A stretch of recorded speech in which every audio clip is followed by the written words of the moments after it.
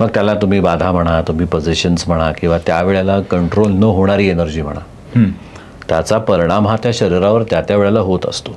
कित्येकदा असे अनुभव लोकांचे आहेत की अरे आम्ही गाणगापूरला गेलो होतो किंवा अमुक ठिकाणी गेलो आणि आरती सुरू झाली आणि अचानक आम्हाला अशी काही लोक दिसली, कळत नाही बुवा हे खरंच असतं का खोटं असतं, पण त्यावेळेला नेमकं मी तिथंच येतो की तो जो नाद ब्रह्म निर्माण होत असतो, या नादब्रह्मानीनं आतल्या एनर्जीला होणारा त्रास आणि बाहेरच्या एनर्जीला होणारा जो त्रास असतो, बाहेर पडण्यासाठी आणि बाहेरच्या एनर्जीतनं आपली मुक्तता करण्यासाठी, ह्या दोन्हीच्या कॉम्बिनेशनमध्ये तो त्रास होत असतो. म्हणून असं काहीतरी आपल्याला चित्रविचित्र घटना दिसतात.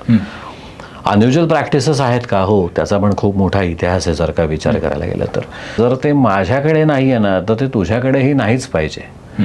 असा जेव्हा रिव्हर्स थॉट किंवा रिव्हर्स इंजिनिअरिंग थिंकिंग यायला लागतं तेव्हा ते, आणि 99% हे अतिशय जवळच्या लोकांकडनं येतं आणि त्याने तो प्रॉब्लेम होतो.